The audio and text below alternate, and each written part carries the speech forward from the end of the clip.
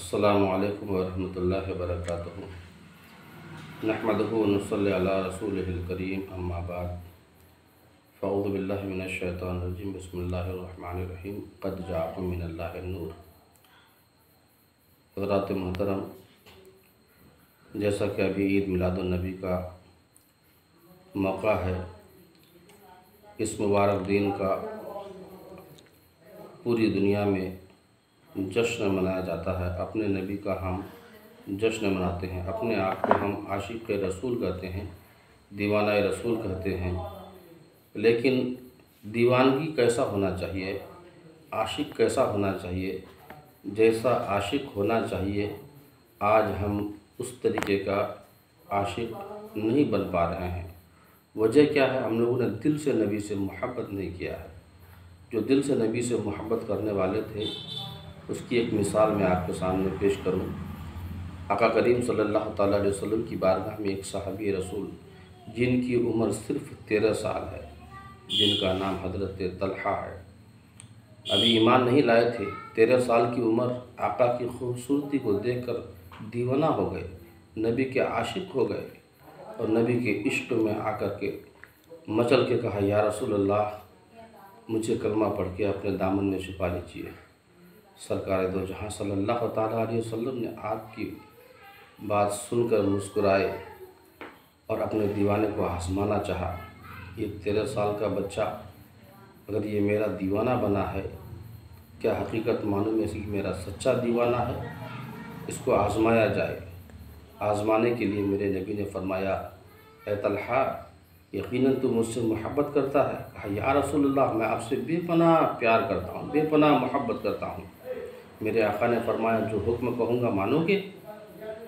حضرت طلحہ نے عرض کیا، یا رسول اللہ، میرے ماں باپ آپ کے قدموں پہ قربان، سرکار جو حکم فرمائیں ہم ماننے کے لیے تیار ہیں۔ میرے آقا نے ارشاد فرمایا، اے طلحہ، جاؤ اپنے باپ کو قتل کر دو۔ حضرت طلحہ نے آئیں دیکھا، نہ سائیں دیکھا، نہ بائیں دیکھا، نہ دائیں دیکھا، فوراً حکم نبی کو پاتے ہی اپنے گھر کی طرف دوڑ پڑے۔ آج ہم اور آپ ہوتے، اگر یہ حکم ہمیں ملتا تو ہم یہ کہنے پر مجبور ہو جاتے، یا رسول اللہ، ہم آپ کے دین میں داخل ہونے کے لیے آئے ہیں، یہ آپ کا دین کیسا ہے، یہ آپ کا مذہب کیسا ہے؟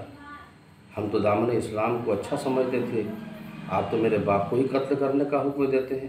میں تو سمجھا تھا اس میں نماز کا حکم دیا جائے گا، روزے کا حکم دیا جائے گا، زکوٰۃ کا حکم دیا جائے گا، عبادت کا حکم دیا جائے گا، نہ کہ قتل کا، اور آپ نے میرے باپ کا قتل کا حکم دے دیا۔ ہم سوچتے سمجھتے، لیکن اس کو کہتے ہیں دیوانہ، کہ نبی کی حکم پاتے ہی گھر کی طرف دوڑ پڑے۔ یہ نہیں پوچھا کہ ہم اپنے باپ کا قتل کیسے کریں۔ کوئی بیٹا اپنے باپ کا کیسے قتل کر سکتا ہے؟ کوئی جرح نہیں، کوئی قطع نہیں۔ حکم نبی پاتے ہی فوراً اپنے گھر کی طرف اپنے باپ کے قتل کے لیے دوڑ پڑتے ہیں۔ میرے آقا نے اتنے میں آواز دیا، اے طلحہ واپس آؤ۔ حضرت طلحہ واپس آتے ہیں۔ آنے کے بعد میرے نبی نے ارشاد فرمایا، اے طلحہ، میں نے تمہیں سمجھ لیا، تمہیں جان لیا، تمہیں پہچان لیا، یقیناً تو میرا سچا دیوانہ ہے کہ میرے حکم کو پاتے ہی فوراً تم حکم کی تعمیل کرنے پر جو ہے کوشش کرنے لگے۔ حضرت طلحہ کی اس دیوانگی کو دیکھ کر میرے نبی نے ارشاد فرمایا، اے طلحہ، اللہ نے مجھے رحمت للعالمین بنا کر دنیا میں بھیجا ہے۔ میں رشتہ توڑنے کے لیے نہیں، رشتہ جوڑنے کے لیے آیا ہوں۔ تم امتحان میں کامیاب ہو گیا۔ حضرت طلحہ کو کلمہ پڑھا کر دامن اسلام میں میرے آقا نے چھپا لیا۔ حضرت طلحہ گھر واپس چلے گئے۔ کچھ دن کے بعد حضرت طلحہ کی طبیعت ناساز ہو جاتی ہے۔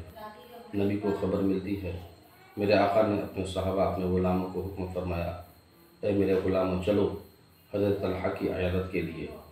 سارے صحابہ کو لے کر میرے نبی کریم صلی اللہ تعالیٰ علیہ وسلم طلحہ کے گھر پہنچتے ہیں۔ جانے کے بعد آپ کی عیادت فرماتے ہیں، اے طلحہ، تیری قسمت پہ قربان، تو کتنا خوش نصیب ہے کہ ایک غلام کی عیادت کے لیے زمانے کا تاجدار آ رہا ہے۔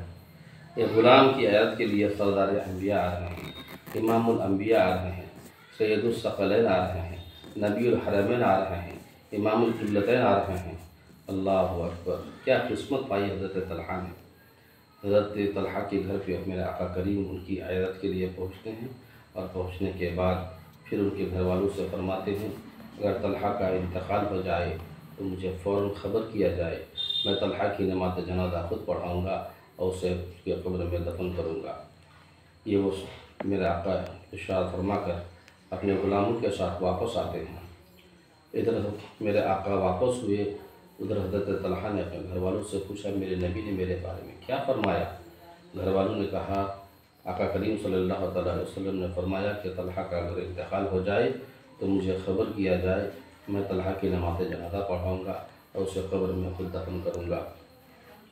حضرت طلحہ عرض کرتے ہیں اے میرے گھر والوں، میں اگر انتقال کر جاؤں تو میرے انتقال کی خبر، میری میت کی خبر میرے نبی کو نہ دینا۔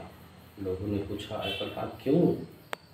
تمہارے نبی نے تمہیں حکم فرمایا کہ وہ خود نماز جنازہ پڑھائیں گے اور خود تمہیں دفن کریں گے، پھر تو کیسا انکار کر رہا ہے؟ اپنے آقا کے بارے میں تو ایسا کیسے سوچ سکتا ہے؟ کہا ایسی کوئی بات نہیں، بات اصل یہ ہے کہ میرے نبی کو اگر میرے میت کی خبر ملے گی، آقا کریم صلی اللہ علیہ وسلم رات کی تاریکی میں جب میری میت کے لیے آئیں گے، راستے میں یہودی کا گھر پڑتا ہے، یہودیوں کا محلہ پڑتا ہے، کہیں ایسا نہ ہو کہ میری وجہ سے میرے نبی کو کوئی یہودی تکلیف پہنچائے۔ اللہ اکبر، کیسی دیوانگی ہے! ادھر آقا کو اپنے غلام کی فکر ہے اور اس غلام کو اپنے آقا کی فکر ہے۔ لیکن آج ہم ہیں کہ نبی سے محبت بھی کرتے ہیں، لیکن ہماری دیوانگی ابھی کچی ہے، پکی نہیں ہے۔ دیوانگی دیکھنا ہے تو حضرت طلحہ کی دیکھیے۔ ادھر حضرت طلحہ رات کی تاریکی میں ان کا انتقال ہو جاتا ہے اور لوگ رات ہی کو انہیں جنازے کی نماز پڑھ کر دفن کر دیتے ہیں۔